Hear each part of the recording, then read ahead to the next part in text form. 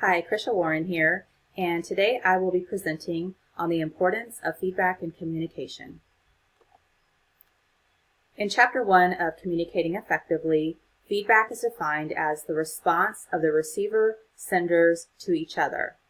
Response is the key word, and both the receiver and the sender need to be engaged in the feedback. So why is feedback vital to communication? First, it lends to message clarity.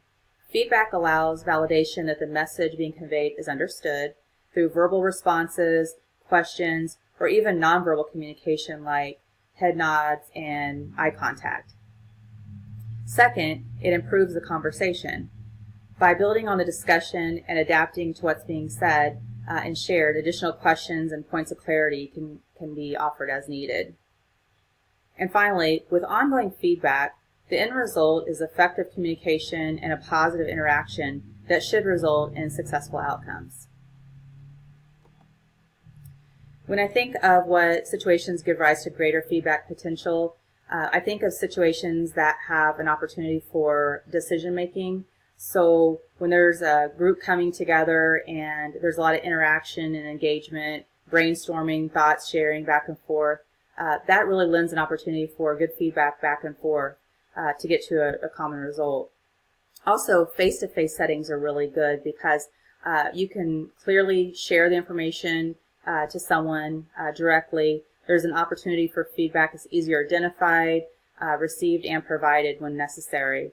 You can also identify if the receiver is engaged or is engaged by their shaking of their head and giving other non-verbal cues. And finally, I think that the openness of the receiver and the sender need to be there. So when you have a situation where both are actively open and in pursuit of giving and receiving feedback, the greater the communication interaction.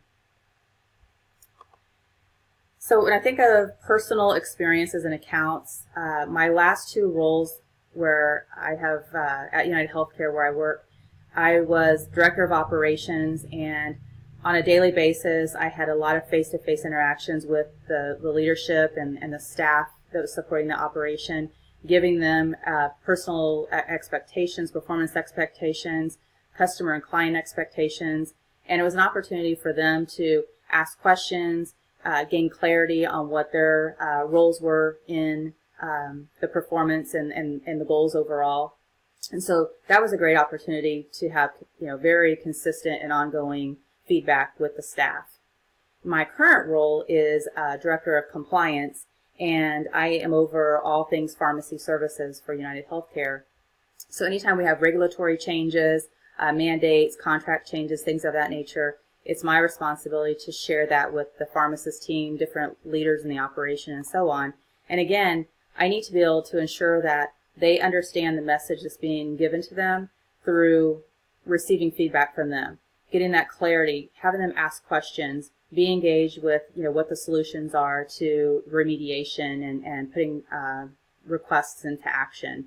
Most of those are in group settings. They're not typically face-to-face because these are pharmacies all over the country, so there's a lot of conference calls, and my ability to really get the feedback from them, not only verbally, but sometimes I will get feedback and clarity and things like that through emails and instant messages and things of that nature.